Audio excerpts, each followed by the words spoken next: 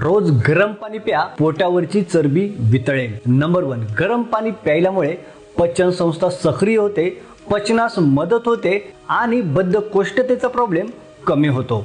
Number 2, गरम पाणी प्यायल्यामुळे शरीर हायड्रेट राहण्यासाठी मदत होते, घामावाटे आणि लघवी वाटे टॉक्झिन्स बाहेर काढण्यासाठी मदत होते। नंबर 3, गरम पाण्यामध्ये आले किंवा लिंबू टाकून प्यायल्यामुळे घशाचा त्रास कमी होतो, सायनसचा त्रास कमी होतो आणि कफ मोकळा होण्यासाठी मदत होते। आता नक्की वजन कमी होतं कसं ते नीट ऐका आणि कानात मळ झाला असेल तर तो काढून टाका, कारण 17 वेळा एकच गोष्ट सांगितली आहे तरी पण तेच प्रश्न येतात की वजन कमी होण्यासाठी पाण्यामध्ये नक्की काय टाकून पिऊ, गरम पाणी पिऊ की थंड पाणी पिऊ, व्यायाम पोटाचा नक्की कोणता करू, मसोबाला नवस करू की जेजुरीच्या खंडोबाला जाऊन येऊ किंवा डोक्यावरती उभा राहू की एका पायावरती उभा राहू। आपल्या शरीराला जिवंत राहण्यासाठी आणि रोजच्या गोष्टी करण्यासाठी एनर्जीची गरज असते। आता आपण जेव्हा कमी कॅलरीज खातो तेव्हा शरीर चालवण्यासाठी आणि जिवंत राहण्यासाठी एनर्जी सोर्स म्हणून यूज करायला सुरुवात करते आणि फॅटला यूज केल्यामुळे